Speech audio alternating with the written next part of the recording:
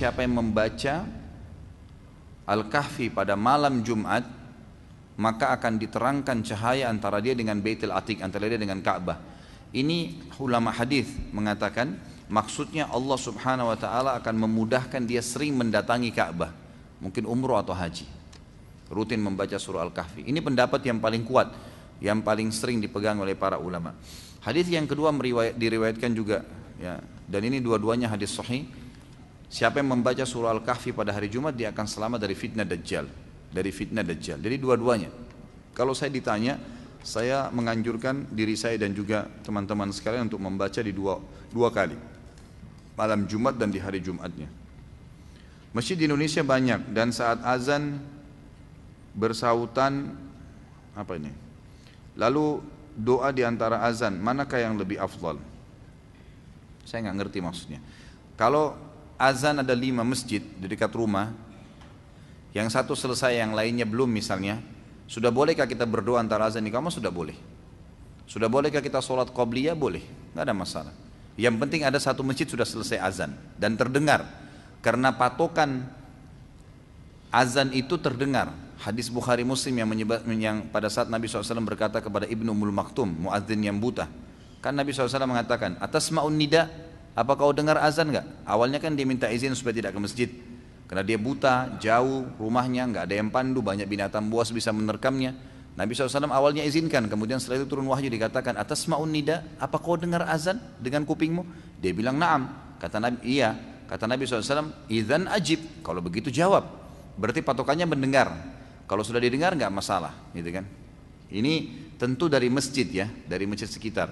Sebagian ulama mengatakan tidak berlaku yang didengar di media, kalau media itu, ya, siaran ulang, diputar-putar, bisa salah jamnya, kecuali memang bersamaan waktunya mungkin, ya.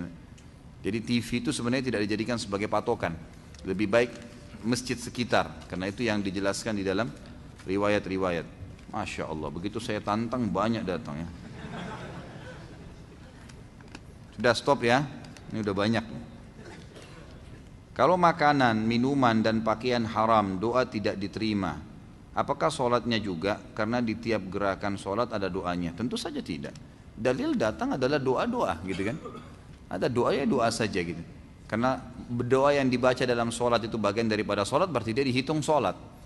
Sholat nggak ada hubungannya, nggak ada hubungannya dengan masalah ini.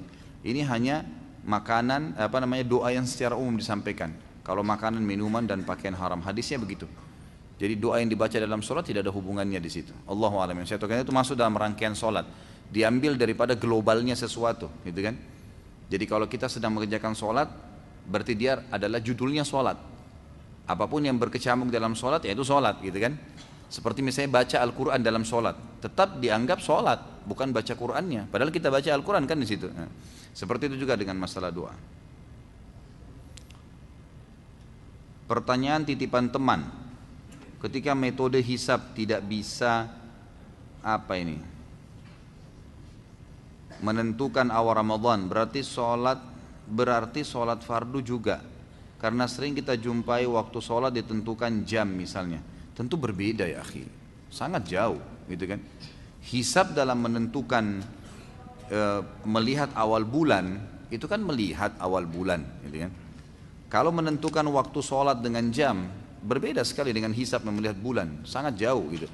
Melihat bulan memang itu perintah Nabi SAW, disuruh melihat, sumu li ru'yatihi wa aftiru li ru'yatihi. Memang begitu perintahnya, khusus masalah puasa. Berpuasa dengan melihat bulan itu, berbuka puasalah dengan melihat bulan itu. Beda, gitu kan?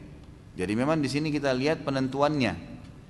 Sholat ditentukan oleh Nabi SAW juga dengan waktu. Seperti misalnya duhur pada saat tombak sejajar dengan bayangannya misal. Kalau penentuan jam itu mengikuti keadaan itu, kita terima tentunya. Tetapi kalau tidak sesuai dengan, misal ada orang tentukan jam sholat, satu negara tentukan jam sholat jam 12, ternyata kalau dilakukan penelitian manual, ditancapkan tombak di bawah matahari dan bayangan masih belum sejajar dengan tombaknya, maka berarti tidak benar jamnya. Jamnya memang ditinggalkan, gitu kan? Kalau jam di sini hanya sekedar membantu saja, membantu memastikan tadi itu nggak ada masalah. Kalau hisab metode dalam buka puasa sekarang ini bukan, memang dijadikan sebagai penentu utama, gitu kan? Maka ini memang yang diperselisihkan, ini yang ditekankan oleh para ulama. Allahu alam. Jadi saya tetap menyarankan, saran saya tidak mengatakan teman-teman yang pakai hisab itu salah. Dan ini sekaligus saya sampaikan juga ya, ini penyampaian saya, risalah saya kepada siapapun muslimin dan muslimat yang menonton acara kita di YouTube, ataupun sekarang teman-teman tim lagi memasukkan pertanyaan-pertanyaan. Jangan buru-buru menilai kalau Anda cuma dengar satu pertanyaan atau Anda merasa disalahkan. Tidak ada maksud dalam menyalahkan di sini. Saya menyampaikan apa yang saya tahu. Kalau Anda punya argumen, Anda punya dalil dianggap kuat, silahkan. Saya tidak akan menyalahkan dan saya tidak akan berbicara masalah individu dalam majelis kita. Kalau Anda merasa ini benar diterima, amalin. Kalau Anda merasa ini salah, saya manusia biasa, gitu kan. Anda punya dalil, silahkan dijalankan. Itu tidak ada masalah. Bukan berarti saya paksakan pendapat, tidak. Saya cuma sampaikan apa yang saya ketahui. Anda pernah dengar dari salah satu ustadz, lebih baik tidak usah berinfak ke seorang pengemis karena membuat mereka menjadi malas. Lalu berinfak pada masjid yang masih banyak ritual bid'ah, lebih baik tidak usah. Bagaimana menurut ustadz? Ya itu mungkin juhud beliau ya. Ini usaha pribadi barangkali. Kalau menurut saya ya. Karena dalam Islam, kalau hadis yang kita pegangi riwayat Al-Hakim dengan sanad sahih, kata Nabi SAW, kalau datang kepadamu seseorang yang meminta sementara dia di atas tunggangannya, berilah, karena kau lebih mulia. Berarti ada perintah memberi. Mau bagaimanapun keadaan dia di atas tunggangan ini, ulama hadis menekankan berarti dia kaya, dia mampu tapi dia minta.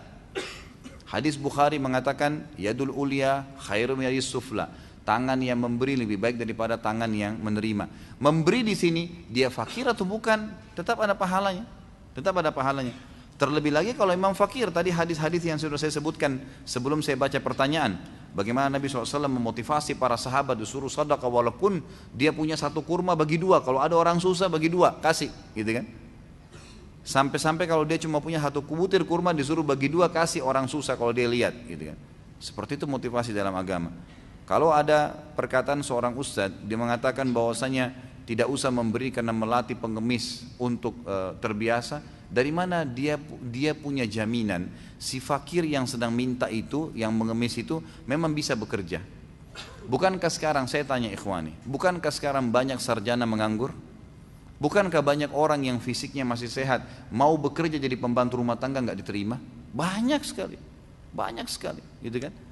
Saya temui kemarin menjelang lebaran di depan tempat saya di Condet itu, banyak sekali orang, kesian satu keluarga dengan istrinya dengan anaknya pakai gerobak sampah keliling. Saya kira tadinya ngangkat sampah. Saya tanya, Bapak mau ngangkat sampah? Oh enggak. Saya hanya jalan-jalan sama istri anak saya. Maksudnya kalau ada sesuatu dia dikasih, dia terima. Dan apa yang dikasih, makanan kah, pakaian kah, ditaruh di gerobak sampahnya itu.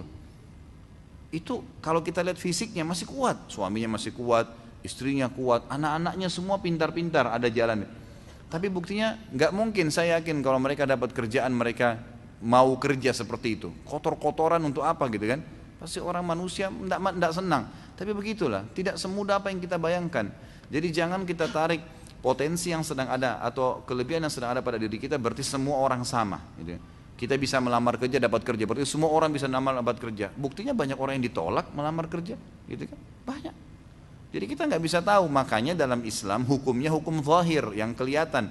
Ada orang minta, kasih aja. Oh dia menipu nanti Ustaz, itu urusan dia sama Allah. Karena Allah nggak mentaklif kita, nggak membebankan kita sampai pada tingkat menilai dia ini bohong atau enggak. Nggak ada urusan sama kita itu. Saya sudah pernah kasih contoh. Sekarang di majelis kita ini tiba-tiba ada orang datang bawa proposal masjid. Nih, masjid butuh 100 juta. Kita nyumbang semua. Sebulan kemudian kita tahu orangnya nipu, nggak mau masjid. Kita rugi? Demi Allah enggak, sama sekali enggak. Kita tetap dapat pahala sesuai dengan niat kita mau masjid. Allah akan kasih itu. Dianya dihukum karena menipunya, gitu kan? Jadi nggak ada celah kita temukan untuk tidak memberi orang. Allahu a'lam. Ada satu pendapat memang, ada satu saran ulama, kalau ketahuan orang itu ahli maksiat, jelas-jelas uang itu akan dipakai pada maksiat kepada Allah, perbuatan bid'ah atau dia melakukan perbuatan syirik, atau misalnya memang dia minta uang untuk minum khamr, jelas-jelas kita tahu dia pakai mabuk, nah itu boleh ditolak. Kalau kita tahu, ya. Tapi kalau kita nggak tahu secara zahir, orang datang minta kasih aja. Nggak usah lihat ya bagaimana penampilan dia. Itu yang saya tahu, Allahu a'lam. Kemudian tadi kalau dikatakan berinfak kepada masjid yang di dalamnya banyak ritual bid'ah, lebih baik tidak usah. Mungkin lebih baik, Allahu a'lam. Kalau kata-kata lebih baik mungkin ya. Tapi saya sarankan seperti tadi, hukum zahir. Kita masuk ke masjid, kita nggak tahu masjid ini jalanin sunnah atau enggak, atau banyak bid'ahnya atau enggak. Udah, celengan masjid lagi lewat, kita mau bersedekah, sedekah aja. Kecuali jelas-jelas kita tahu ada pelanggaran, tidak boleh dibantu, tidak boleh didukung gitu kan. Tapi hukumnya hukum zahir semua, yang kelihatan depan mata itu yang kita hukumi, Allahu a'lam. Dulu saya belum mampu mengakikah anak saya Ustaz, tetapi sekarang secara finansial saya sudah mampu, namun anak saya sudah dewasa semua. Apakah saya masih bisa mengakikahkan anak saya? Khilaf diantara ulama ya, saya sudah pernah jelaskan masalah ini. Pendapat pertama mengatakan tidak ada lagi akikah. Setelah lewat 7 hari dari masa lahir nggak ada akikah, sudah gugur kewajibannya, dianggap dia tidak mampu. Kecuali dalam keadaan dia memang lupa. Oh ternyata ini hari ke-8, mestinya kemarin saya akikahkan nih. Nah itu lupa lain, hukum lupa lain gitu kan. Tapi kalau dia tidak mampu, pendapat pertama ini ya, pendapat sebagian ulama mengatakan maka tidak ada lagi, gugur. Pendapat kedua, ada pendapat dan saya pernah tanyakan sendiri ke beberapa masyayikh di Masjid Nabawi, jawaban mereka boleh saja. Karena ada hadis yang sahih riwayat Bukhari berbunyi semua bayi yang baru lahir itu marhunatun bi akikati. Dia terikat dengan akikahnya, gitu kan? Maka hadis ini mutlak, secara mutlak menjelaskan kepada kita orang itu terus terikat selama dia belum diakikahkan. Maka dari hadis ini mereka mengatakan juga hadis ini lebih kuat secara hukum, secara derajat hadis daripada hadis yang menyuruh menyembeli pada hari ke-7. Artinya pendapat kedua mengatakan hadis tentang menyuruh menyembeli di hari ke-7 itu afdhaliyahnya, bukan kewajibannya. Tapi di sini menggantungkan seseorang itu pada akikahnya ini masuk dalam mutlaknya, wajibnya. Jadi dia tetap terbebani selama dia belum akikah. Afdal hari ke-7, kalau tidak mampu kapan saja dia mampu dia lakukan, gitu kan. Nah dari pendapat kedua ini berarti boleh-boleh saja, Allahu a'lam, gitu kan. Dan Allahu a'lam kita lihat insyaallah hadis Bukhari yang lain, kata Aisyah radhiyallahu anha, Nabi SAW tidak pernah dipilihkan dua perkara kecuali beliau pilih yang paling mudah. Yang paling mudah, yang antum merasa pelong hati antum, selama ada pendapat ulama dan memiliki dalil, jalani insyaallah. Apa bedanya hadis hasan dan hasan sahih? Tolong penjelasannya Ustaz. Kalau hadis hasan saja, maka ini biasanya diitlaqkan secara umum semua perawi hadis. Ya, semua perawi hadis umumnya menggunakan istilah hasan kalau hadisnya itu di bawah sahih. Ya, kan? Sahih kan sudah pernah saya jelaskan, sehat sanadnya, sehat matannya. A meriwayatkan dari B, B dari C, C dari sahabat Nabi dari Nabi SAW. Ini sehat semua. Semuanya bagus ibadahnya, semua dekat dengan Allah, hafalannya semua kuat, terkenal, ditahu di sekitar masyarakatnya, dipuji murid-muridnya jelas, guru-gurunya jelas, gitu kan? Maka ini hadisnya sahih. Tapi kalau ada satu orang saja tercoreng sedikit kehormatannya, mungkin hafalannya kurang kuat, mungkin pernah ada sesuatu yang hukumnya sunnah tapi dilanggar atau seperti apa lah. Kadang-kadang hadisnya turun dari hasan gitu kan. Kalau diistilahkan hasan berarti dalam ilmu mustalah hadis dia lebih di bawahnya hadis sahih. Kalau hadis hasan sahih ini digunakan istilah oleh satu orang saja. Setahu saya ya, Imam Tirmidzi. Imam Tirmidzi menggunakan hadis hasan sahih. Tidak semua ulama hadis gunakan nih. Kalau istilah hasan sahih yang saya tahu digunakan oleh Imam Tirmidzi adalah hadis hasan tetapi masih dikuatkan dengan dalil-dalil yang memang derajatnya sampai pada sahih, gitu lah. Jadi digunakan istilah seperti ini. Itu yang dimaksud.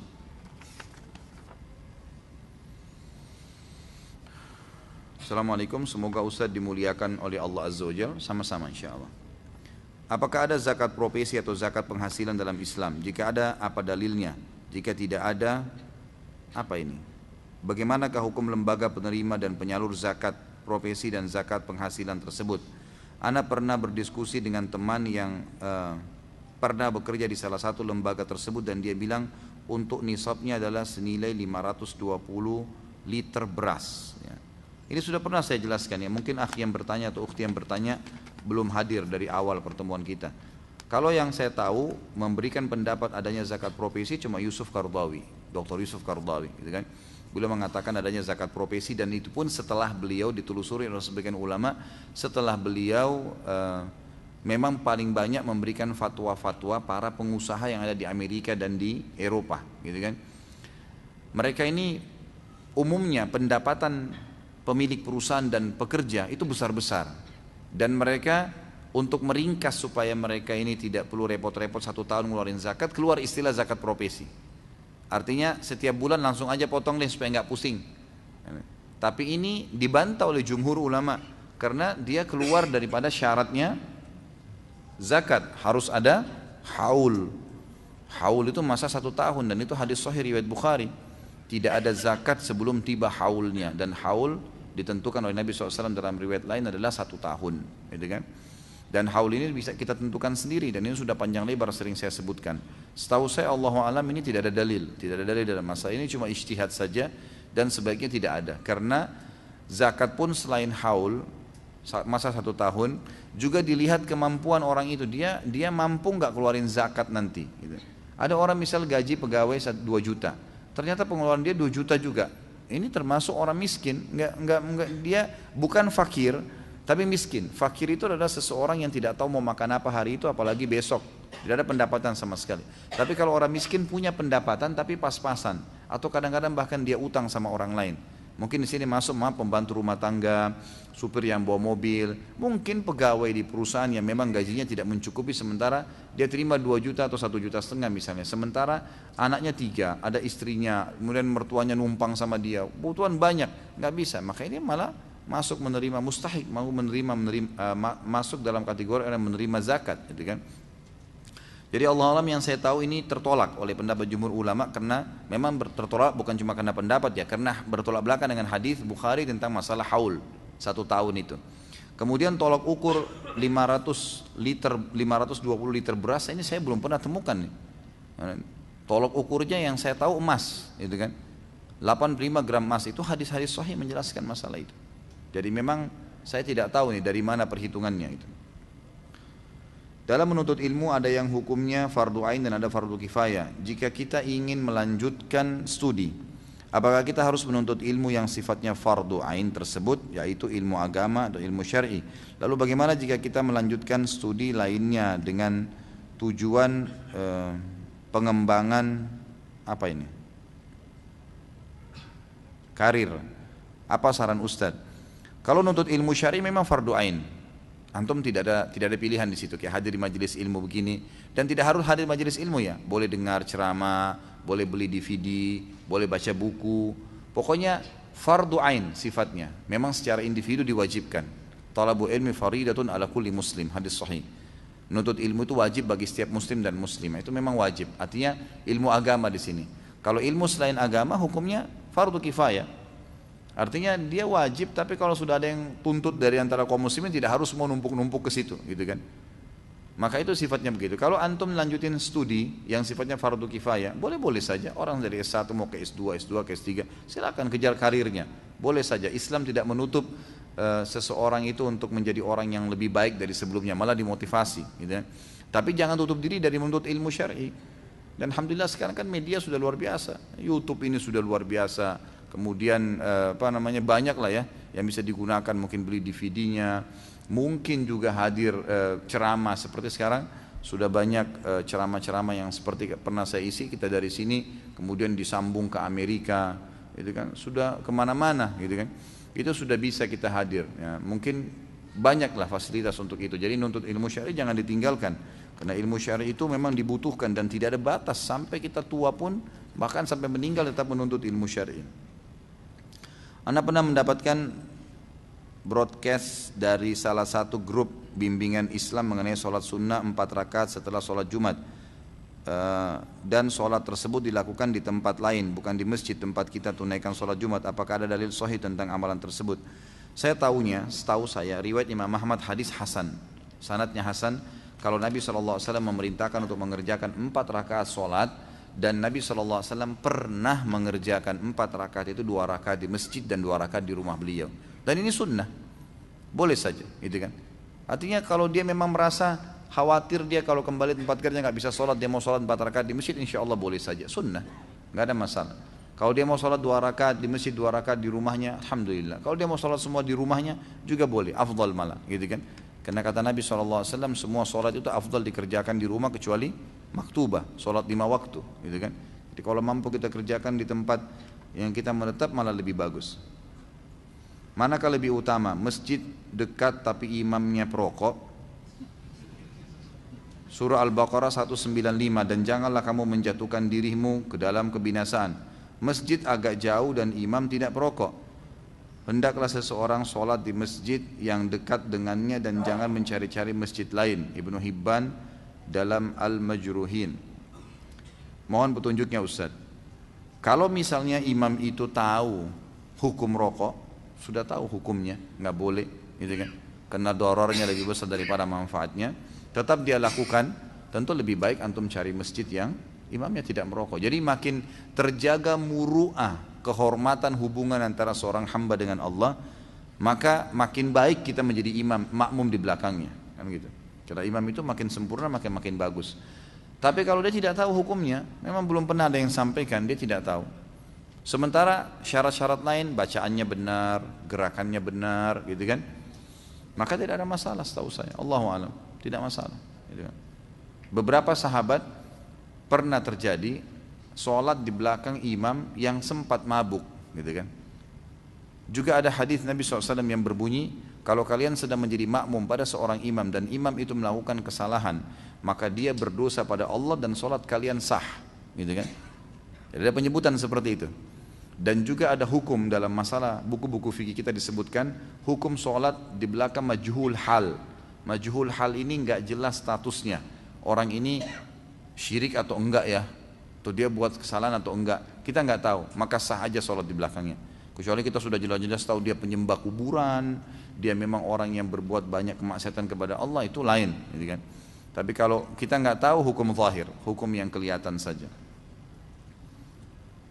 Bolehkah kita memilih siapa yang akan kita sedekah, seperti antara pengemis dan pengamen? Jadi gini, dalam mengerjakan ibadah akhi dan ukhti, yang kelihatan di depan mata, apa yang sedang kelihatan itu yang segera dilakukan. Ada fakir miskin, ada fakir yang lagi minta. Jangan syaitan bisikin kita, mungkin ada yang lebih susah di depan, itu urusan nanti itu. Sekarang yang ini nih, lagi kelihatan kasih sekarang. Nanti ketemu lagi sana sedekah lagi.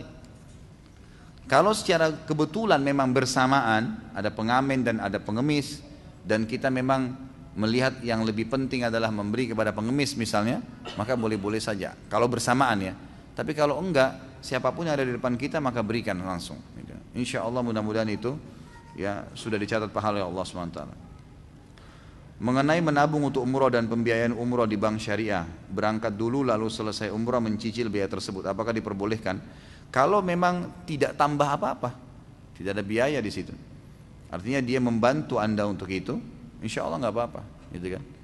Yang saya tahu sistem yang dipakai itu, yang saya tahu ya, kalau bank syariah akan kerjasama dengan travel haji umroh, mereka meminta diskon. Misal harga umroh itu $1.500 Amerika, maka kalau kita normal berangkat $1.500 memang bayarnya, nggak ada potongan sama sekali. Memang sudah begitu standar harga.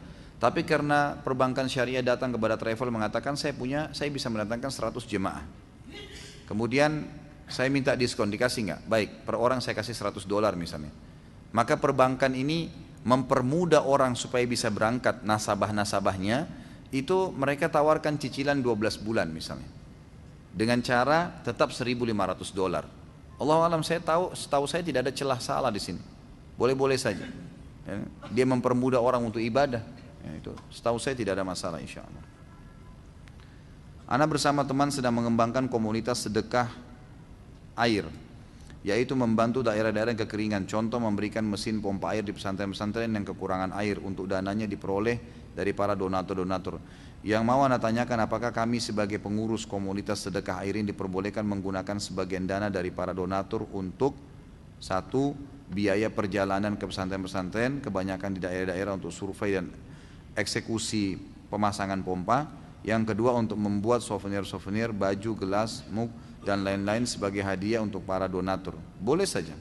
Yang penting masih berhubungan dengan program, Makanya biasanya ulama memberikan saran, kalau seandainya ada orang membuat program sosial, dibolehkan dia memasukkan dalam program sosial itu semua yang berhubungan dengan biaya. Saya pada saat buat program sumur 4,5 juta, saya tanya ikhwah yang mengelola di sana. Di Jawa Tengah ada salah satu dai kita, saya bilang, akhi, 4,5 juta saya akan buka harga sumur di pengajian saya. Saya mau 4,5 juta itu masuk semuanya, sumurnya, biaya transportasi antum, biaya antum dokumentasikan nanti, bisa nggak? Dia bilang, baik Ustaz, kasih saya waktu, saya akan hitung. Dihitung sama dia, ternyata semua bisa masuk, gitu kan? Masuk semua yang berhubungan dengan program itu. Maka 4,5 juta yang saya transfer langsung ke dia, yang saya ambil dari jemaah saya, dan sudah saya buka transparan semuanya itu di YouTube, di acara-acara kita, dan juga ada laporan kepada para donatur insya Allah dalam bentuk tertulis dengan foto-fotonya. Itu memang sudah masuk dalam include semua itu, dan saya temukan itu memang fatwa ini sudah umum difatwakan oleh para ulama di Timur Tengah untuk yayasan-yayasan sosial. Jadi mereka boleh diistimbatkan dari bolehnya ambil zakat, mengambil dari zakat itu untuk biaya, gitu kan, seperti itu. Jadi selama masih proyek itu nggak apa-apa. Yang tidak boleh, antum kumpulin program sosial, misal antum bilang untuk air nih, terus kemudian ternyata sambil nunggu proyek itu berjalan, antum bisniskan dulu ke yang lain. Nah, ini yang tidak boleh, gitu kan.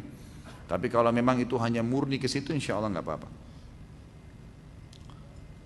Apakah seseorang yang ingin berkurban dan sudah menabung akan mendapatkan pahala kurbannya apabila tabungan kurbannya itu diinfakkan ke seorang janda miskin yang memelihara anak yatim? Dan bagaimana apabila infak itu sudah direncanakan jauh sebelum hari kurban untuk pengganti kurban? Ya, saya sarankan kalau memang sudah diniatkan untuk satu program ibadah, ya diniatkan untuk itu saja.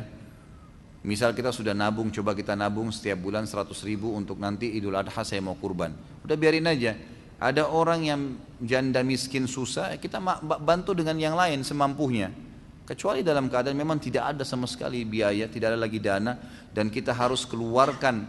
Misal kita ingin membantu si janda tadi dengan 200.000 rupiah, ditarik sebagian 200.000, sisanya tetap dikumpulin untuk menjalani kurban itu. Karena saya sarankan agar program yang sudah diniatkan jangan dibatalin, sayang, gitu kan. Jadi biarin aja berjalan. Dan juga begini ya, pengalaman saya, subhanallah, setiap kali antum punya program, antum melihat seseorang yang sedang susah, Allah buka di depan mata antum program-program sosial. Ada orang susah, ada tetangga susah, ada janda susah tadi, ada anak yatim yang terbengkalai, ada masjid yang mau dibangun dekat rumah. Saya sarankan begini, jangan antum bersedekah sendiri. Lihat nih, dokumentasikan langsung di HP, orang yang antum kenal saja. Antum punya grup misalnya di WhatsApp, di BlackBerry, coba kirim, ini ada masjid dekat rumah saya nih. Jadi jangan sendirian, coba ajak orang lain. Subhanallah, mengajak orang lain itu akan memudahkan banyak masalah nih, gitu kan. Saya punya pengalaman pribadi begini. Ada motor yang sering saya pakai, ada motor Mio saya dulu. Saya pakai udah lama, dari mungkin berapa tahun yang lalu lah. Mungkin sudah 6 tahun ya saya pakai. Kemudian kemana-mana saya sering pakai. Dan ya mungkin sudah 6 tahun ada sedikit penyakit. Kalau orang mungkin batuk sedikit ya. Kemudian saya berpikir untuk mengganti motor saya, gitu kan. Saya mau ganti insya Allah, mudah-mudahan Allah ada rezeki. Memang saya belum pegang duit sama sekali. Ini gimana caranya ganti nih? Saya tidak tahu. Waktu itu kebetulan kalau tidak salah hari Jumat, Sabtu Ahad, hari Senin saya mulai lagi aktivitas dakwah. Saya terpikir waktu itu terlintas, saya ingin buat program untuk motor dai. Baiklah, saya buatin program deh, motor dai. Saya coba keliling, cari survei yang dekat saya, ada Yamaha, ada Honda. Saya coba survei bentuk-bentuk motornya, harganya, ke fasilitasnya seperti apa. Kesimpulannya saya dapat harga motor yang standar bagus untuk dai 16 juta rupiah satu motor. Mulailah hari Senin, Selasa, Rabu, Kamis sampai satu minggu, ya, satu pekan saya ceramah, saya sampaikan, Bapak Ibu sekalian, saya punya program untuk ini. Begitu saja saya sampaikan. Subhanallah, saya kedatangan ada suami istri, terus langsung mengatakan, Ustadz, bawa sama saya bukti transfer, saya sudah transfer Ustadz, untuk 7 motor. Silakan Ustadz, alokasikan, terserah mau kemana saja. Baik, insya Allah, jazakumullah khair, saya akan alokasikan. Saya mulai data tuh teman-teman saya, dai-dai yang saya tahu. Lalu saya dahulukan mereka nih, belikan. Oh jazakallah khair, saya kirimin. Fotonya saya minta dengan datanya pribadi di WhatsApp, langsung saya kirim kepada donatur. Ini loh yang terima si fulan. Ini teman-teman saya ini yang terima ini, kalau saya sebut namanya mungkin antum rata-rata kenal, orang-orang yang dikenal, masya Allah, gitu kan. Dai-dai sunnah semua sudah terima, selesai. Udah selesai saya alokasikan motor-motor itu. Saya sempat umroh, bimbing umroh waktu itu. Waktu umroh ada satu perusahaan, mungkin saya juga tidak usah sebutkan namanya. Teman-teman di perusahaan ini rupanya tanpa saya tahu, itu selalu bergerak, selalu pada saat waktu-waktu istirahat, kebanyakan teman-teman staff ini semua nonton ceramah saya. Sampai ada satu orang perusahaan itu bilang, Ustadz, ini satu perusahaan ini sudah kenal antum nih. Semua dengar ceramah antum, lagi istirahat dengar, buka YouTube-nya. Jadi sudah saling kadang-kadang berbagi judul. Saya baru dengar Ustadz Khalid ceramah ini, saya baru dengar Ustadz, sudah tahu. Baik, umroh sama-sama. Ngobrol-ngobrol saya sempat sampaikan juga program ini. Dapat juga sumbangan dari perusahaan itu kalau tidak salah 4 atau 5 motor lagi tambahan, gitu kan. Ini Ustaz, ada kita mau programin. Terus salah satu pimpinannya bilang sama saya, Ustaz, antum sendiri bagaimana? Saya nggak terpikir ke diri saya tadinya, gitu kan. Oh insya Allah tetap nanti ada motor memang, tapi saya akan ganti. Dia bilang, Ustaz, istri saya itu sering ikut pengajiannya Ustaz tuh. Katanya ibu-ibu bilang motornya Ustadz ini mikirin motornya orang, motornya sudah butut gitu. Ya nggak apa-apa lah, butut-butut masih bisa berdakwah. Insya Allah saya ganti nanti gitu kan. Emang Ustadz pengen motor apa? Ya nanti kalau Allah mudahin motor apa saja gitu. Saya tidak bicara apa-apa, saya juga tidak sebutkan jenis motor tertentu, tapi ada satu orang bawahannya bapak ini bilang, oh motor itu, loh saya nggak tahu maksudnya dia motor apa gitu kan. Dia sempat bicara motor yang itu, satu motor gitu. Baiklah, pulang ke Jakarta, mungkin kurang lebih sebulan yang lalu dari sekarang, ada orang, saya lagi keluar ceramah Ramadan, ada satu orang datang dari perusahaan itu membawakan saya motor. Dikasih ke pegawai saya, ini motor buat Ustadz Khalid. Baiklah, saya difoto di WhatsApp langsung, Ustadz ini ada yang antar motor. Dari mana motornya? Dari perusahaan ini. Oh gitu, ini udah dikasih. Baik, STNK-nya semuanya nanti akan dikasih atas namanya Ustadz. Subhanallah, yang saya dapat pelajaran, membuat program sosial buat orang lain, itu Allah kasih tampiasannya ke saya tuh. Motor yang saya buatin program ini 16 juta untuk para da'i, saya dikasih hadiah motor harga 28 juta. Motornya ada sekarang di depan saya, lagi pakai kebetulan. Biar yang nyumbang dapat pahala gitu. Akhirnya saya berpikir, saya ingin berbagi sama antum kisah yang panjang tadi sebenarnya ini. Itu adalah coba kalau ada satu program, jangan cuma pikir diri kita sendiri, coba sebarin, mungkin bisa jadi banyak. Dikeroyokin, gitu kan. Allah SWT memberikan selain pahala ternyata juga ada unsur duniawianya. Saya bilang sama istri saya, lihat tuh, kita niat baik untuk orang, Allah mudahin datang tuh, gitu kan. Bukan cuma itu, datang lagi satu orang, nyumbang motor juga untuk Ustadz Khalid nih. Jadi sekarang ada 2 motor saya. Tadinya satu motor saya mau jual, saya datangnya saya kasih pegawai saya yang satu itu, dan yang 2 saya taruh ganti-gantian dipakai. Jadi saya cuma niat saja, tidak keluarin uang untuk beli motor, dapat 2 motor baru, gitu kan. Dan juga dapat pahala, sudah banyak teman-teman dai yang pakai. Sekarang sudah lebih dari 20 motor, alhamdulillah berjalan, gitu kan. Jadi seperti itu, hubungan sosial jangan sendirian, coba dibagi, gitu kan. Itu jauh lebih baik. Bagaimana hukumnya jika kita buka usaha apa ini? Foto, misalnya apa sih ini? Saya nggak bisa baca ya.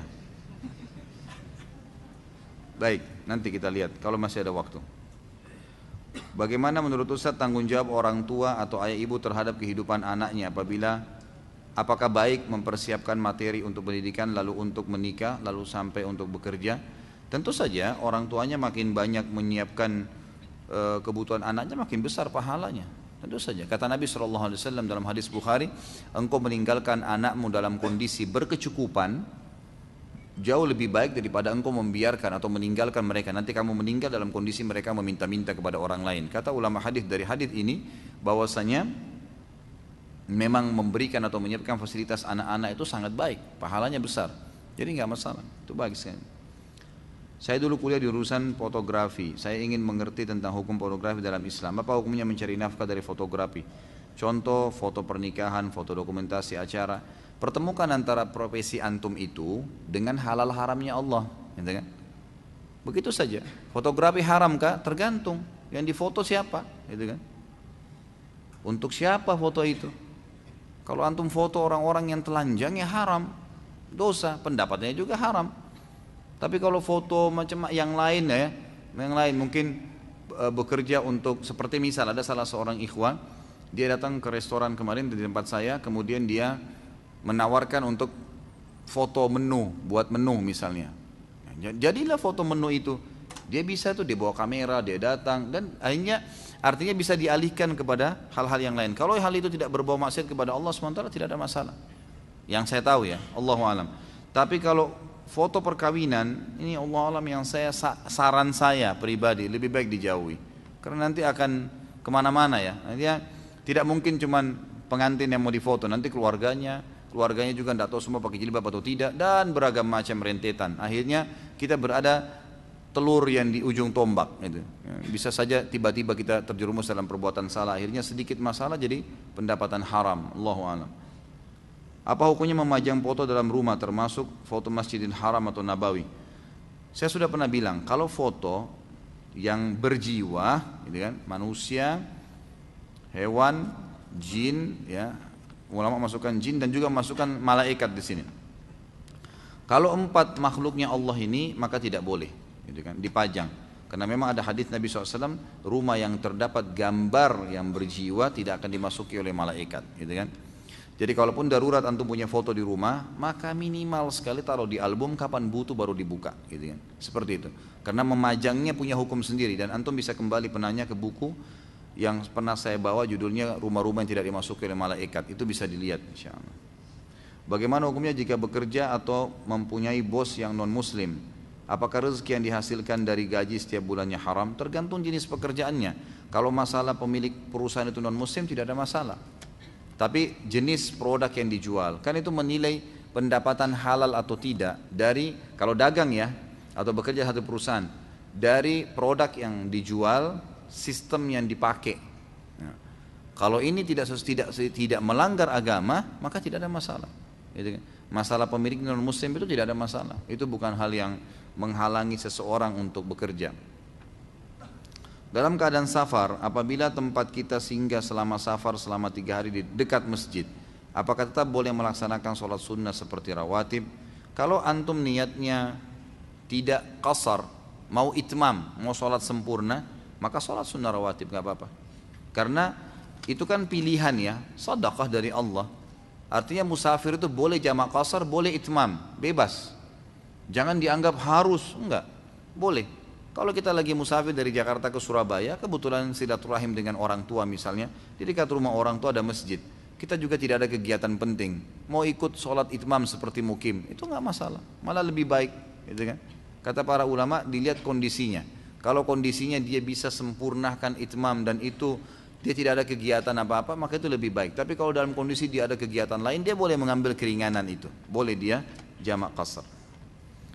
Apakah bersedekah dengan mengharapkan imbalan berupa harta atau kekayaan yang bersifat duniawi dapat menyebabkan amalan tersebut tertolak karena termasuk dalam perbuatan syirik? Nah, tidak diniatkan murni karena Allah. Tidak ada syiriknya di situ. Nggak ada syirik sama sekali. Allah menjanjikan kalau kita bersedekah di jalan Allah, Allah ganti. Kalau kita berharap dengan mengeluarkan sedekah Allah datangkan harta, itu tidak salah. Itu sesuai dengan syariat, nggak ada masalah. Itu kan? Kita sholat mengharapkan pahala yang Allah janjikan, justru itu tepat, gitu kan? Jadi memang itu tepatnya begitu. Jadi kalau kita tidak menghubungkan dengan janji Allah, malah kita tidak termotivasi kan, gitu. Jadi nggak ada masalah, itu bukan syirik kok, lain, ya, tidak ada hubungannya dengan syirik di situ. Jadi boleh-boleh saja kita berharap balasan, kita bersedekah supaya Allah lipat gandakan rezeki. Itu boleh, gak ada masalah itu. Itu tidak melanggar sama sekali. Apakah sedekah seluruh harta tanpa sisa untuk keluarga sedikit pun itu boleh Ustaz? Boleh saja. Karena ini sering dilakukan ya. Yang saya katakan boleh ini karena dilakukan oleh beberapa sahabat seperti Abu Bakar radhiyallahu anhu, Abdurrahman bin Auf radhiyallahu anhu, dan beberapa sahabat memang pernah mempraktikkan, dan Nabi SAW tidak larang. Waktu Nabi SAW memandangkan jihad, kemudian Umar berkata radhiyallahu anhu, saya hari ini akan mengalahkan Abu Bakar. Dia bawa setengah hartanya. Kemudian setelah dia tiba di masjid, ternyata Abu Bakar sudah ada. Lalu Umar mengatakan, saya yakin Abu Bakar tidak akan menyumbang setengah hartanya. Lalu dia mengatakan, ya Rasulullah, ini setengah harta saya. Nabi SAW mengatakan, baik yang kamu lakukan wahai Umar.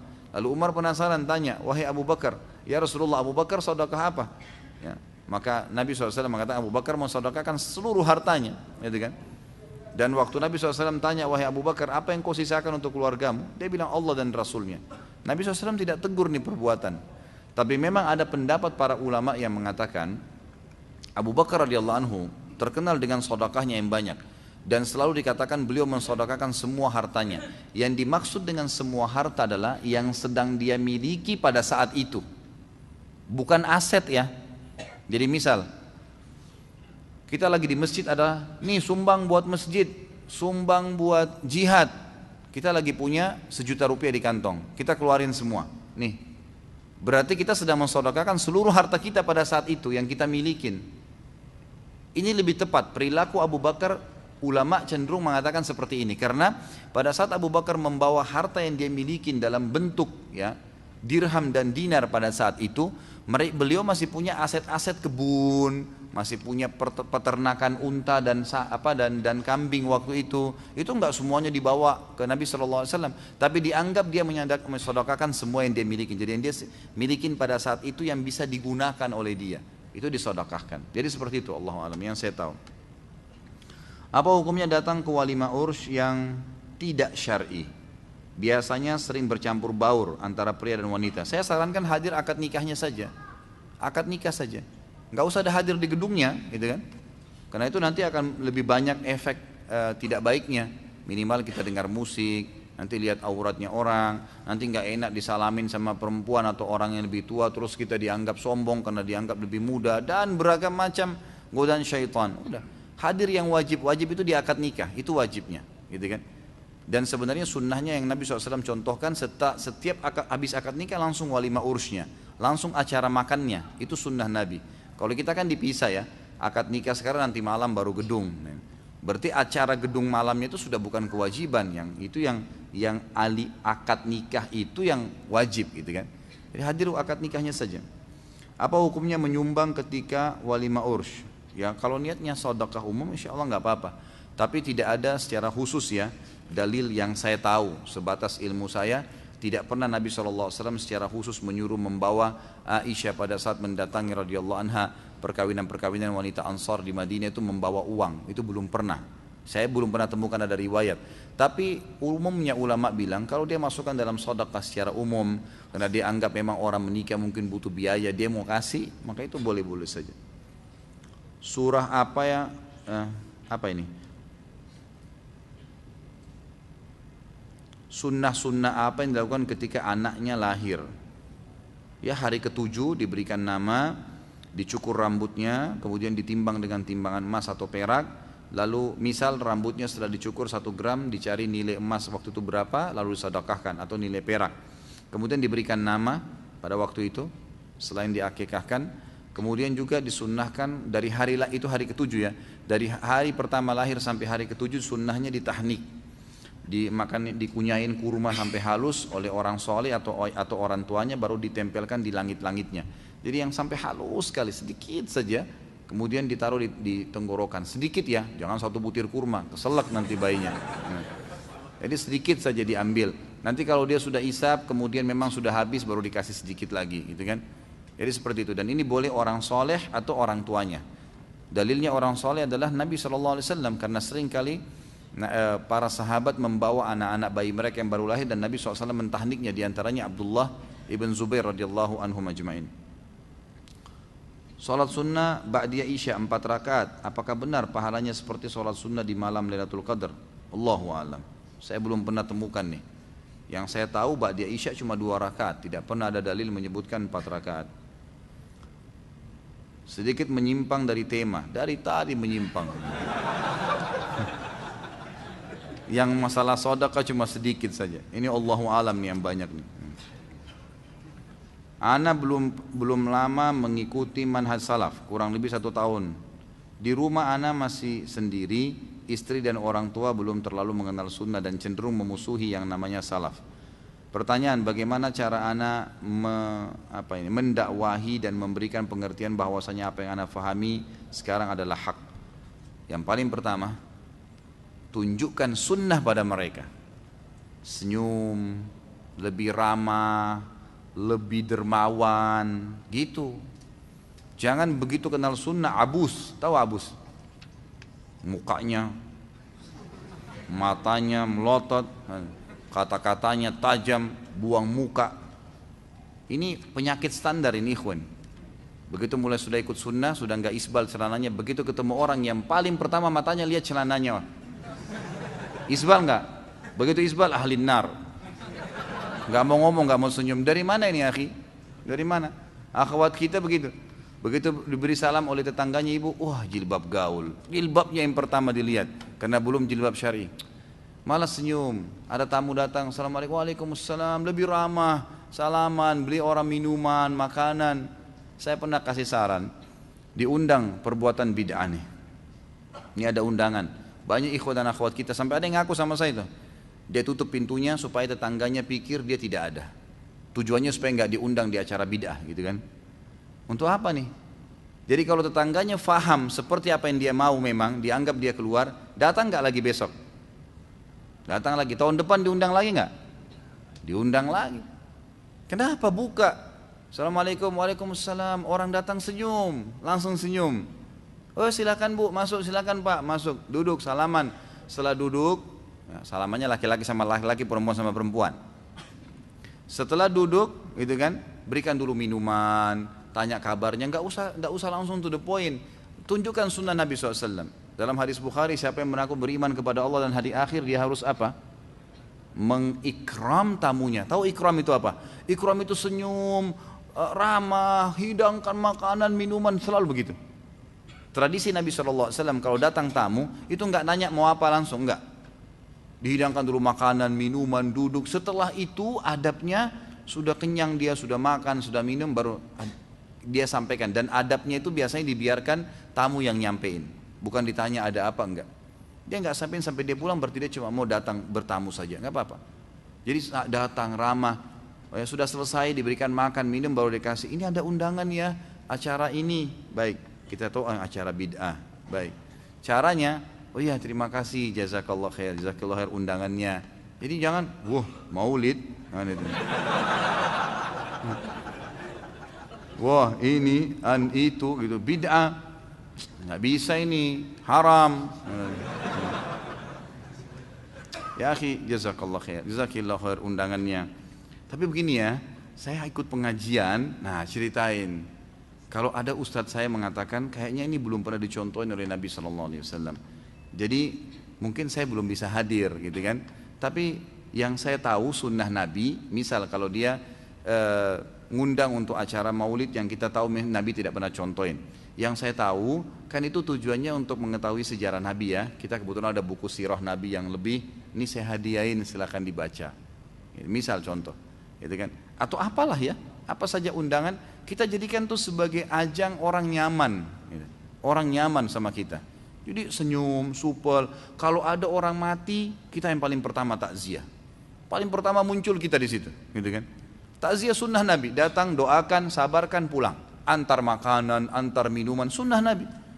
Ini enggak, tetangganya belum kenal sunnah, wah ini pasti macam-macam nih acaranya sebentar. Pasti ada berzanji, pasti ada tahlilan, pasti ada begini. Udah saya enggak usah hadir deh, lebih baik, gitu kan? Untuk apa? Kenapa akhi? Jadi mereka tidak bakal pernah kenal apa itu sunnah dan dianggap antum benci tuh kalau ada cara takziah. Padahal kita enggak benci, gitu kan? Itu kan sunnah Nabi. Datang tunjukin sunnah Nabi SAW. Ada jenazah, tetangga meninggal, kita yang paling pertama datang. Bantu urus apa, gitu kan? Mungkin kita bisa mandiin, kita tahu hukumnya, pernah pelajari, oh cara memandikan jenazah ala Nabi SAW ini begini, kita praktekin. Biar saya bantu ya mandiin sesama jenis ya.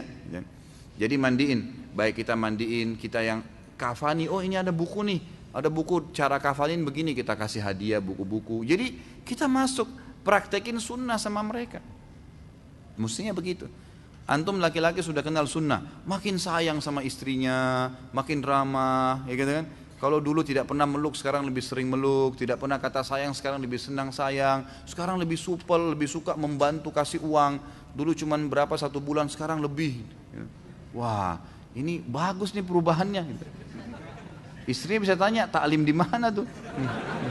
Gak apa-apa deh sampai jam 12 malam. Nah, nafkahnya naik kan gitu.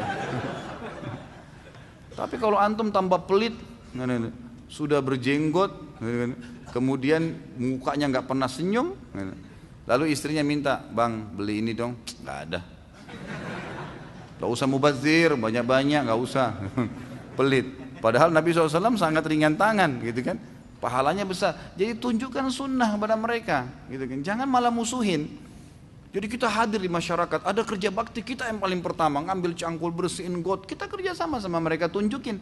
Memang begitu sunnah. Jadi orang melihat perubahan itu berefek yang baik. Kalau kita malah menjauh, jadi kita praktekin sunnah dalam diri kita, tapi kita hilangkan sunnah di masyarakat, ini salah. Nggak bisa. Orang tua kita makin bakti dengan orang tua. Kalau dulunya kita cuma sekedar beliin barang, mungkin sekarang kalau lagi pas di rumah, ibu kita lagi duduk, dipijitin kakinya, gitu kan. Lebih banyak baktinya, apa saja, gitu kan. Bukankah banyak sekali para salaful ummah yang bakti dengan orang tuanya dengan beragam macam cara.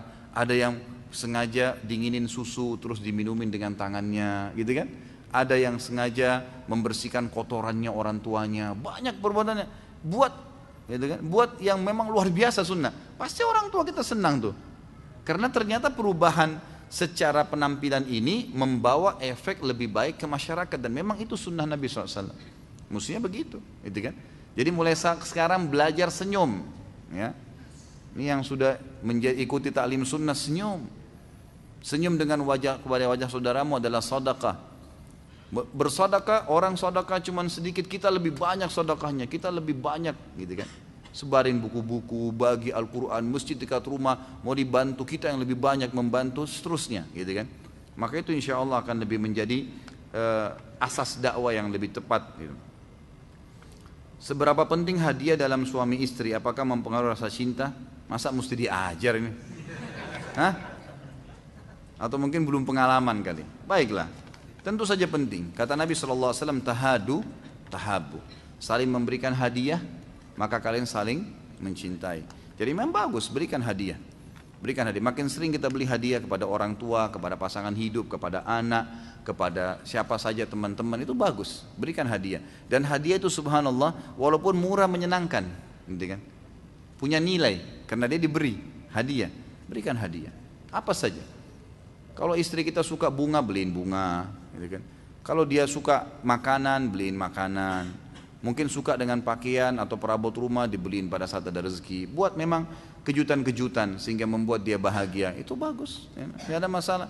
Seorang istri juga begitu, pada saat diberikan uang sama suaminya beli baju, selain beli bajunya dia juga dibeliin satu buat suaminya. Jangan lemarinya sendiri yang penuh, gitu kan. Suami juga dibeliin baju kaos, dibeliin ini, saya juga beliin tadi ini. Ya, walaupun dari uang dia sendiri, enggak usah beliin saya, saya enggak nyaman rasanya kalau cuma beli sendiri. Ya, jadi bisa melahirkan itu tuh boleh, itu lebih baik. Jadi itu satu hal, sunnah Nabi SAW. Saudara saya bekerja di instansi, setiap tugas keluar kantor mereka menjual barang dagangannya lebih dari harga awal, tapi diperbolehkan oleh instansinya karena dari kelebihannya digunakan untuk membeli makan dan transfer. Bagaimana hukum dari uang kelebihan itu, Ustaz? Kalau pemilik produk membolehkan, tidak ada masalah. Tidak ada masalah. Saya punya tanah itu harganya 500 juta. Saya bilang kepada teman-teman, ini saya mau jual 500 juta, kalau antum mau jual 600 silahkan. Tidak ada masalah, jual 600 juta, gitu kan? Karena pemilik produk tahu, yang tidak boleh kalau antum sembunyikan. Nih ya, harganya 500 juta, jangan dilebihin, nanti gampang deh saya kasih bagi hasil. Enggak, sengaja kita naikin harga atau mengaku produk kita itu nggak boleh. Jadi kalau pemilik produk tahu nggak ada masalah insya Allah. Misal seseorang ingin haji atau umroh kemudian menabung sehingga sedikit pelit dalam berinfak, apakah termasuk kikir hal seperti ini? Jadi tidak ada hubungannya sebenarnya ya. Jadi, kalau kita sudah menabung untuk haji, itu kita anggap tabungan. Udah itu tabungan udah. Kemudian pada saat ada uang yang lebih, kita sedekahkan, gitu kan? Sedekahkan, dan sedekah ini kan terbuka, bebas ya. Sesuai dengan kemampuan. Berapa kemampuan kita kasih saja. Insya Allah akan ada gantinya dari Allah Subhanahu Wa Taala. Benarkah ada riwayat yang mengatakan Nabi SAW punya tabungan untuk kebutuhan 1 tahun? Allahu a'lam. Saya nggak tahu kalau soal itu. Saya belum pernah tahu. Yang saya tahu riwayat Bukhari pernah diceritakan rumah Nabi SAW, kata Urwah bin Zubair. Ini keponakannya Aisyah radhiyallahu anha.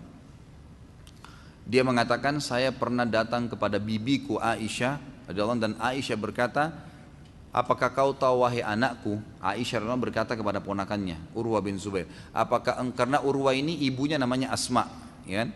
Asma ini saudara kandungnya Aisyah, gitu.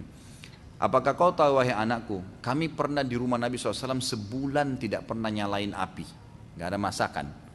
Lalu kata Urwah, lalu kalian makan hidup dari mana? Kata Aisyah, dari 2 benda yang asas, kurma dan air, gitu kan? Berarti di rumah Nabi SAW tidak ada tabungan, tidak ada simpanan nih, 1 bulan gak ada makanan, gitu kan? Yang saya tahu malah sebaliknya, kalau riwayat-riwayat itu menjelaskan Nabi SAW selalu mengeluarkan. Dan ini memang ciri para nabi-nabi ya. Pernah saya jelaskan Nabi Ibrahim alaihissalam juga begitu. Nabi Ibrahim alaihissalam itu tidak pernah kalau dihidangkan makanan itu makan sendiri. Pasti setelah dihidangkan makanan buka pintu rumahnya, siapa saja lewat dipanggil untuk duduk makan sama-sama walaupun tidak dikenal, gitu kan. Jika masjid pertama adalah Masjidil Haram dan masjid kedua adalah Masjidil Aqsa, maka siapakah yang membangun Masjidil Aqsa jika Masjidil Haram dibangun oleh Nabi Ibrahim alaihissalam? Mengingat jarak keduanya adalah 40 tahun, tidak mungkin bila yang membangunnya Aqsa adalah Nabi Sulaiman alaihissalam. Yang saya tahu, Allahu a'lam, yang bangun termasuk juga Ibrahim alaihissalam. Jadi Ibrahim memang alaihissalam itu lokasi dakwanya Babilonia, Irak, sampai Namrud dimusnahkan oleh Allah karena tidak mau dengar, tidak mau terima dakwah. Lalu Allah SWT menyuruh Ibrahim alaihissalam pindah ke Palestina. Jadi tinggal di Palestina lama tuh, gitu kan? Lama sekali. Sampai ada beberapa athar yang menyebutkan Ibrahim alaihissalam meninggal di Palestina, gitu kan? Karena dia nanti sementara dakwah berjalan di Palestina ada perintah untuk membawa Hajar dan Ismail alaihissalam ke Mekah. Nah sementara proses Hajar dan Ismail alaihissalam yang tinggal di Mekah, Ibrahim alaihissalam masih bolak-balik, gitu kan? Nah disitulah proses pembangunan Masjidil Aqsa, gitu kan? Kemudian baru terbangun setelahnya Masjidil Haram. Ada beberapa ahli sejarah mengatakan Ka'bah dulu dibangun, setelah pembangunan Ka'bah semua selesai, barulah Ibrahim alaihissalam kembali ke Palestina dan membangun Masjid Aqsa. Ya ini yang saya tahu, Allahu a'lam. Kalau ada riwayat lain antum ketahui, maka bisa saja kalau referensinya lebih kuat. Bagaimana hukumnya jika ada teman yang berniat meminjam sejumlah uang kepada saya namun saya tidak memberikan? Sejujurnya saya ada, namun itu pun saya juga berhutang. Mohon penjelasannya Ustaz. Enggak, kalau hutang ya enggak usah dipinjamkan. Ya, kalau kita memang betul juga hutang, maka enggak usah dipinjamkan. Tetapi kalau kita punya kelebihan, pinjamkan aja, enggak ada masalah. Ya. Karena meminjamkan itu masuk dalam sedekah yang berjangka malah, gitu kan? Jadi kalau sedekah umumnya, misal kita keluarin sekaligus nih 500.000 kasih orang, gitu kan? 500.000 itu selesai, udah jadi sedekah, nanti Allah SWT akan kembang biakan. Tapi kalau utang, itu kata ulama double. Selain pahala sedekahnya, pahala memberikan utang juga sendiri. Karena itu juga sedekah, gitu kan? Makanya ada hadis yang berbunyi siapa yang meminjamkan uang kepada seseorang, maka terhitung dia seperti bersedekah dengan setengah uangnya itu. Sebagian ulama hadis bilang selama belum dibayar. Jadi kalau kita utangkan orang seminggu dia belum bayar, maka setiap hari seperti dia bersedekah setengah dari apa yang dia utangkan itu. Jadi lebih banyak, lebih besar pahalanya daripada sedekah umumnya. Makanya sebagian tabi'in ya dinukil kepada kita, mereka itu lebih gemar meminjamkan uang daripada bersedekah umumnya. Kalau orang-orang itu tidak mampu membayar, dimaafin sama dia. Karena ada hadis lain yang berbunyi, kata Nabi SAW dalam hadis Bukhari Muslim, kalau ya ini tolong akhwat jangan salah faham dengan riwayat ini, kan? Kita ambil positifnya. Saya tidak tahu jawaban yang lain soalnya. Karena kata Nabi SAW, kalau seseorang itu ya memiliki uang, memiliki utang, kemudian dia memaafkan pada saat orang-orang itu tidak mampu, Allah akan lepaskan dia dari masalah-masalah pada hari kiamat. Riwayat lain dikatakan dia akan dipilihkan bidadari pada hari kiamat yang dia inginkan, gitu kan. Jadi ada fadilah sendiri, tapi yang jelas dia bisa dibebaskan dari ya masalah-masalah yang dihadapin hari kiamat. Saya pernah membaca hadis tentang malaikat yang ketika pagi dan sore berdoa, ya Allah berikanlah kerugian kepada orang yang menahan dan berikanlah ganti kepada orang yang berinfak. Apakah dari hadis ini sedekah yang diperintahkan hanya ketika pagi dan sore? Tidak juga, ya, tidak juga. Karena kalau diitlakkan waktu pagi berarti dia masuk semua setengah hari. Kalau diitlakkan sore atau petang hari itu masuk sampai pagi lagi, gitu kan? Jadi bebas saja insya Allah masuk dalam waktu-waktu itu. Dan juga di sini doanya, doa malaikat ini berlaku maksudnya pada saat pagi mereka berdoa di pagi hari ini sampai menjelang sore. Siapapun yang bersedekah bukakan. Dari petang, dari sore hari sampai besok pagi lagi. Doanya berlaku begitu walaupun dia berdoa di sore hari. Siapapun yang bersedekah di sore hari ini sampai menjelang pagi maka juga itu mendapatkan, semoga dibukakan jalan-jalan rezekinya. Bagaimana hukum bekerja di kantor pajak? Kantor pajak kan peraturan pemerintah, gitu kan? Dan sudah saya jelaskan itu hari. Kalau memang maksud pemerintah ini positif, dalam arti kata memang memberikan untuk maslahat, untuk kegiatan-kegiatan sosial, itu masuk kita kalau bayar pajak kita bersedekah, sama kita bersedekah. Dan sedekah kepada pemerintah itu kalau memang pemerintah menjalankan benar, tepat, itu pahalanya juga besar. Karena kegiatan-kegiatan sosial mungkin yang kita tidak bisa jangkau, seperti pembuatan jalan layang misalnya, atau proyek pemberantasan kemiskinan dengan pengadaan rumah-rumah misalnya, itu mungkin kita tidak bisa mampu ke situ, tapi dengan kita menggabungkan maka otomatis kita dapat pahala. Yang setahu saya Allah alam itu tidak ada masalah, tidak ada masalah, kecuali ada penyimpangan di situ. Kalau yang ada penyimpangan yang terjadi antum tahu maka itu tidak boleh. Tapi secara umum pajak itu yang diletakkan oleh pemerintah, setahu saya ulama mengatakan boleh saja pemerintah meletakkan untuk pembiayaan negara. Dan siapapun yang membayar pajak tepat, dia taat sama pemerintahnya maka dapat pahala, dan itu pahala sedekah kepada pemerintah. Bagaimana hukum memakai celak? Boleh saja celak, laki-laki dan perempuan dibolehkan, tidak ada masalah.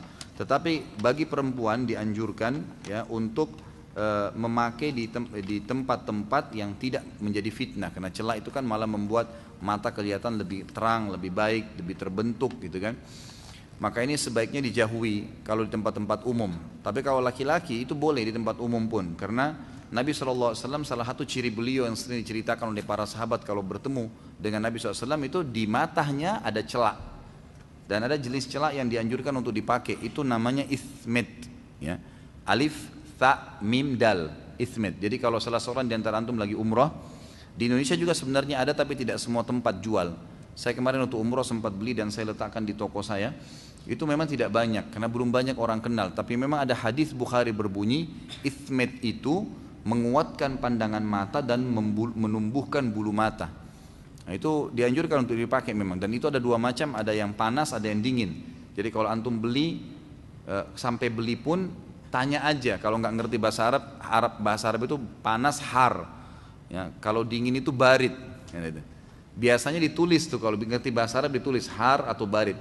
Yang panas har itu biasanya dipakai di musim dingin, gitu kan? Karena kalau dipakai mata kita memang kayak agak pedes, gitu kan? Biasanya agak perih. Nah, kalau yang dingin biasanya dipakai di musim panas, memang dia membuat kelopak mata dingin.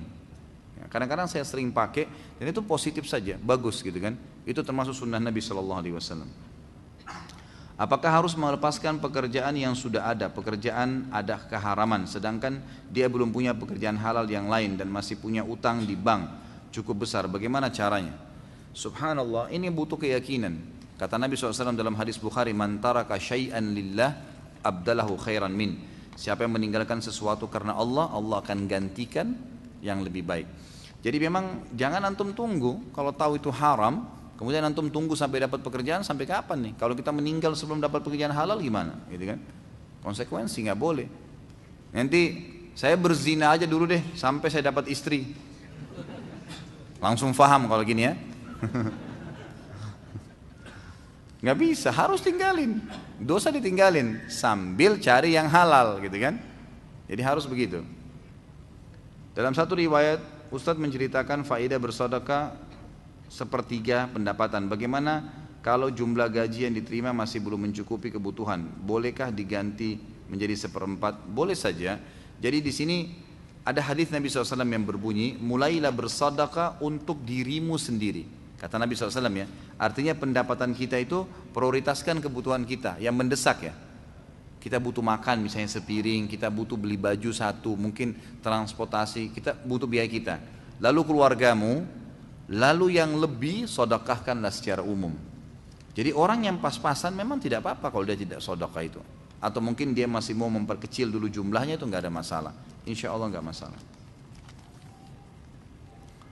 Ustadz, saya mau KPR di bank dan saya takut ada ribanya. Bagaimana caranya? Karena saya mau bertobat dan dari dosa riba. Mohon nasihatnya. Kalau tidak KPR rumah sekarang atau kendaraan, masalahnya apa? Ini pertanyaan balik ya. Jadi misalnya gini, kalau kita masih bisa ngontrak, masih bisa sewa, ngontrak, kemampuan kita memang itu. Jangan paksakan, jangan lewatin kapasitas kita dulu. Sambil kita mengatur strategi ke depan, mudah-mudahan Allah Subhanahu wa taala bukakan rezeki, gitu kan? Karena kalau sesuatu sudah diplanningkan, itu nanti insya Allah akan ada hasilnya. Gitu. Baru kita lakukan. Saya pernah jelaskan ke salah satu ibu di pengajian di Kelapa Gading. Waktu itu dia bilang, Ustadz, saya kalau tidak KPR rumah, maka saya tidak akan pernah punya rumah. Saya bilang, itu perkataan ibu. Kenapa kok harus dipatok seperti itu? Kan bisa kita balik statement itu, selama saya belum bisa beli rumah, maka saya kontrak dulu. Memang kenapa kalau kontrak 5 tahun, 10, ada orang kontrak 5 tahun, 10 tahun, setelah dia mampu baru dia bayar. Bisa saja, contoh ya.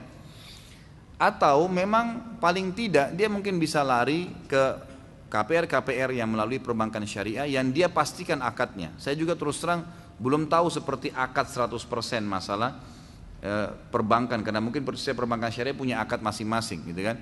Jadi dipelajari akad-akadnya, kemudian kalau akad sesuai dengan syariat boleh antum KPR ke situ. Tapi kalau tidak, saran saya jangan tergesa-gesa melampaui kapasitas kita, karena biasanya membuat utang ada, kita terlilit utang ya, atau misalnya kita jadi mendatangkan beban hidup yang semestinya tidak ada, itu karena mau melampaui kapasitas kita.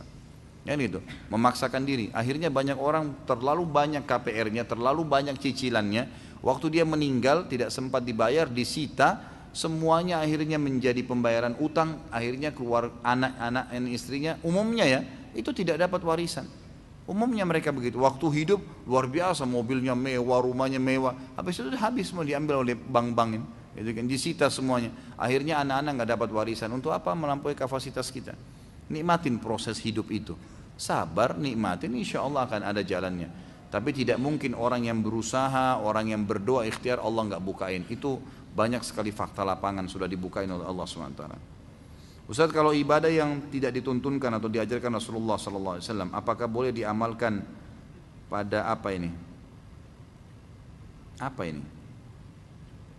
Kegiatan baik mungkin maksudnya. Seperti apa dulu? Saya tidak tahu ini. Kalau misalnya yang dimaksud, jadi gini, ada beberapa perbuatan-perbuatan yang kalau memang dia tidak bertolak belakang dengan hukum Allah Azza wa Jal, seperti misalnya kanun wad'i namanya, peraturan pemerintah setempat, kayak rambu-rambu lalu lintas, kemudian KTP, paspor, dan ijazah, akte lahir. Ini kan tidak ada hadisnya, nggak ada dalam Al-Quran dan dalam Sunnah. Tapi ini peraturan-peraturan pemerintah setempat yang dianggap bertemu di sisi syar'i, bertemu dengan syariat kita di sisi maslahatnya. Dia tidak haram, tidak ada haramnya, tapi malah bertemu di sisi maslahat, karena syariat itu diturunkan oleh Allah SWT untuk maslahat, gitu kan. Jadi kalau ini ada maslahatnya maka kita boleh. Kalau ini yang dimaksud maka tidak ada masalah. Ini insya Allah tidak ada masalah. Tetapi kalau yang lain, amalan-amalan dalam ibadah, kemudian kita mau buat untuk apa? Sedangkan yang ada sunnahnya saja banyak, gitu kan. Itu pun kadang-kadang masih kececeran. Ini ikhwah yang sudah faham ada zikir pagi sore, tiap hari on time zikir pagi sorenya, saya tanya, hah? Masih hidup nggak ini? Hah? Kok nggak ada yang jawab? Zikir pagi sore, kadang-kadang saya sudah coba rutinkan jaga, subhanallah. Nanti dia saya di jalan perjalanan, sementara di perjalanan saya lagi ada yang telepon, saya telepon, terlewatkan. Ada yang beberapa zikirnya yang belum sempat saya baca. Padahal kita sudah tahu tuh hukumnya. Saya pribadi punya pengalaman kadang-kadang terlewatkan tuh, gitu kan. Yang sudah ada sunnahnya saja kadang-kadang kita masih terbengkalai. Kenapa mau cari yang tidak ada sunnahnya nih? Jadi lebih baik fokus yang sudah ada perintahnya. Jelas-jelas janjinya Allah di situ. Mana yang lebih afdal untuk sedekah? Untuk membangun masjid, untuk ibu sementara orang tua sudah berkecukupan, atau untuk saudara? Saya sudah bilang, apa yang sedang kelihatan depan mata. Kita lagi lewat, ada masjid lagi butuh bantuan, masjidnya dibantu. Gak usah bilang nanti saya mau kasih ibu saya. Itu nanti yang sedang di depan mata kita, gitu kan? Apalagi di sini dikatakan ibunya sudah berkecukupan. Dan kalau kita bisa bagi, kita bagi, nggak ada masalah. Dibagi malah lebih baik. Misal masjidnya kita kasih 100 ribu, kita punya 500 ribu sedekahin. Nanti buat ibu 200 ribu, nanti mungkin buat saudara kita bagi yang sisanya. Maka itu boleh-boleh saja, dibagi, diratakan. Berhubungan masih dalam bulan Syawal, maka sebelumnya saya mengucapkan taqabbalallahu minna wa minkum. Taib. Siyamana wa siyamakum. Taqabbal ya karim, insyaallah Allah terima. Afwan, ana ingin menanyakan seputar Syawal. Bagaimana hukum mengucapkan minal aidin wal faizin? Apakah bid'ah? Kalau dikatakan bid'ah itu tidak masuk dalam bid'ah, setahu saya. Kecuali orang itu menganggap itu bagian daripada acara Id yang harus diucapkan. Gitu kan? Kalau dia anggap itu bagian daripada ibadah Id, maka itu baru bid'ah. Tapi kalau dia hanya ucapkan minal aidin wal faizin sebagai bentuk doa saja, gitu kan, umumnya, dan dia tidak melazimkan, dia tidak menghubungkan dengan Id itu, artinya dia baca sebagai doa secara umum, maka itu tidak masuk dalam bid'ah. Allahu a'lam. Taqabbalallahu minna wa minkum juga bukan dari Nabi SAW, tapi dari perilaku beberapa sahabat, gitu kan. Perilaku beberapa sahabat yang saling mengucapkan di antara mereka. Dan para ulama mengatakan selama seseorang mendoakan kalimat-kalimat yang positif sebagai bentuk kegembiraan di Idul Fitri dan Idul Adha, maka itu boleh saja. Yang penting dia tidak lazimkan, tidak hubungkan, tidak harus berhubungan dengan ibadah yang sedang dikerjakan. Bolehkah saat membayar zakat fitrah kemarin bukan dengan beras namun diganti dengan uang? Pendapat yang paling kuat yang saya tahu tidak boleh. Zakat fitrah harus makanan pokok. Kalau kita bayar ke masjid dengan duit nanti mereka belikan beras, boleh saja, nggak ada masalah. Tapi kalau kitanya kasih uang ke fakir miskin dengan nilai 2,5 kilo beras, ini tidak ada sunnahnya. Karena memang itu harus kut itu makanan pokok, makanan pokok. Kalau uangnya sedekah atau zakat mal, jadi zakat fitrah memang makanan pokok. Kemarin Idul Fitri jatuh di hari Jumat, apakah sholat Jumatnya wajib diganti sholat duhur? Jadi kalau dalam hadis dikatakan kalau sudah Id, ya, maka Jumat itu menjadi sunnah, ya, menjadi sunnah artinya menjadi khiyar, boleh dikerjakan, boleh tidak. Jumatnya ya, tapi kalau orang tidak Jumat tetap sholat duhur, karena tidak mungkin dihilangkan dua-duanya, kan gitu. Dan ini juga yang membuat Abu Hanifah rahimahullah berpegang pada hadis sahih ini, kalau sholat Id itu wajib, kalau sholat Id itu diwajibkan. Beliau mengatakan ini wajib. Dikuatkan juga dengan hadis lain bahwasanya Nabi SAW dalam hadis Bukhari, Nabi SAW memerintahkan pada saat Id semuanya keluar hadir di lapangan, sampai orang tua, wanita yang berhalangan pun, walaupun mereka tidak sholat untuk menghadiri dan mendengarkan khutbahnya. Berarti menandakan memang sholat Idnya wajib. Maka oleh karena itu bertemu dengan Jumat yang sifatnya juga insidental sama dengan sholat Id itu, maka gugur salah satunya, tetapi duhurnya nggak gugur, gitu kan. Dan lebih kuat pendapat mengatakan Jumat di sini menjadi sunnah, artinya boleh tetap Jumat. Kalau di Saudi itu yang saya tahu selama saya hidup di sana, kalau ada sholat Id paginya, itu Jumatnya tetap mereka sholat. Umumnya di Madinah ya, tetap Jumat ada, tapi sudah menjadi hukum sunnah, gitu. Bolehkah puasa Syawal digabung dengan Ayyamul Bid? Setahu saya sunnah sama sunnah boleh saja, nggak ada masalah. Sunnah sama sunnah dibolehkan, jadi tidak ada masalah. Yang tidak boleh kalau sunnah sama wajib. Wah ini Masya Allah nih, yang panjang-panjang saya nggak baca ya.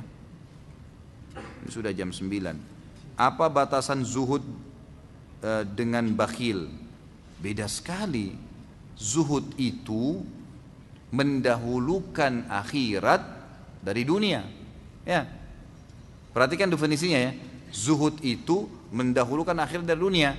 Lagi dengar azan sholat, tutup urusan tokonya atau kantornya, gitu kan. Itu zuhud namanya, mendahulukan akhirat dari dunia.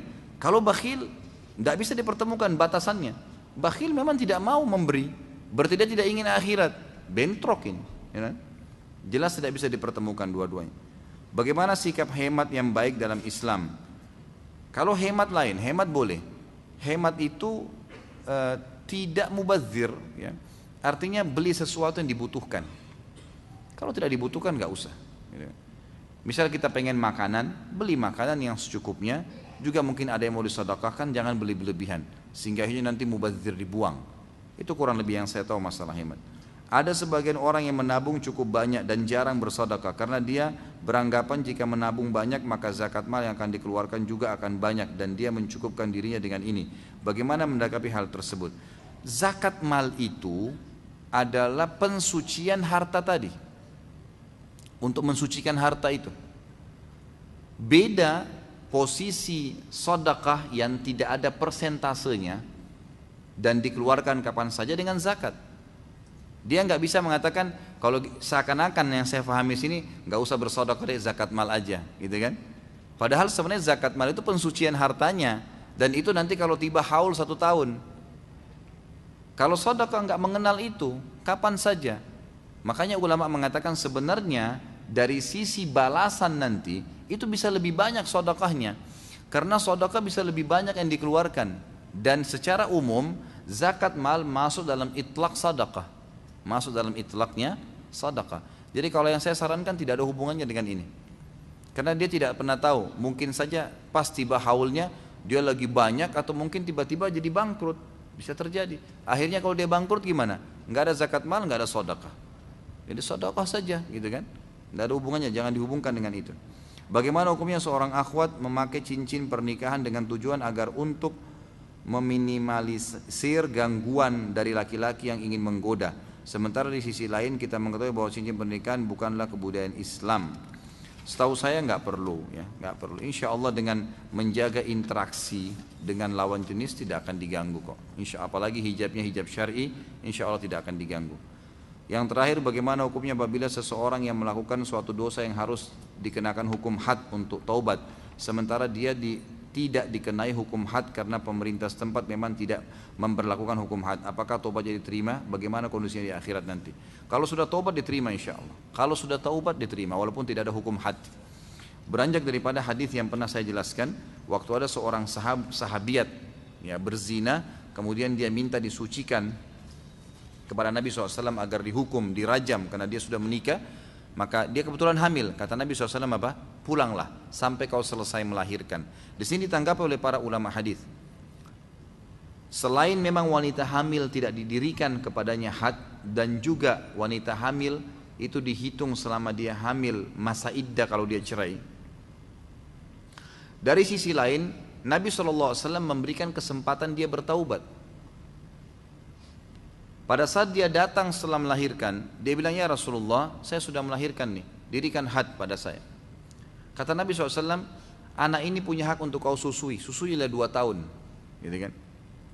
Di sini, yang kedua waktu Nabi suruh susuin dulu, kata para ulama, semestinya bisa saja wanita kalau sudah melahirkan, ya, sudah selesai menyusui kan bisa disusui oleh wanita lain dalam Islam kan? Sudah harus bisa berdiri padanya had. Tapi Nabi SAW tetap mengatakan susuilah sampai 2 tahun. Di sini kata ulama hadis juga Nabi SAW memberikan lagi kesempatan untuk taubat. Sudahlah, pulang taubat nggak usah datang, gitulah. Seperti itu kata bahasa Nabi SAW. Tapi ternyata setelah menyusui 2 tahun tetap perempuan ternyata mengatakan ya Rasulullah sucikan saya. Maka baru Nabi SAW menyuruh mengeraskan kainnya baru dirajam. Pada saat pun dirajam, gitu kan? Ada seorang sahabat yang mengatakan semoga Allah melaknatmu kenapa kau berzina. Lalu kata Nabi SAW, jangan kau laknat dia, karena dia telah bertaubat. Kalau taubatnya dibagikan kepada 70 ahli Madinah maka akan cukup buat mereka, gitu kan? Ada seorang laki-laki juga pernah berzina lalu dirajam. Ada seorang sahabat waktu dilemparin batu, orang yang lagi dirajam tuh kesakitan, dia lari. Ada sahabat ngejar dengan batu besar lalu dipukul sampai orang itu mati. Lalu apa yang terjadi? Nabi SAW mengatakan, halla taraktumu fayatubullahi alaih. Tidakkah kalian membiarkan saja dia pergi? Kan itu. Karena sebenarnya hati ini kan efek jerah. Tidakkah kalian membiarkan dia pergi? Maka dia taubat, Allah terima taubatnya. Artinya taubat boleh, silahkan. Kalau taubat bisa, tidak ada masalah. Kalau misalnya ada seseorang di antara kita yang hadir pernah berzina, tidak didirikan had sama dia, tapi dia sudah tobat nasuha, apakah harus dihad? Enggak. Kan gitu. Sudah cukup dengan taubatnya insya Allah. Terima kasih waktunya ikhwan dan akhwat sekalian, dan kalau ada benar dari Allah, kalau ada salah dari saya mohon dimaafkan. Subhanakallahumma bihamdika asyhadu an la ilaha illa anta astaghfiruka wa atubu ilaik. Wassalamualaikum warahmatullahi wabarakatuh.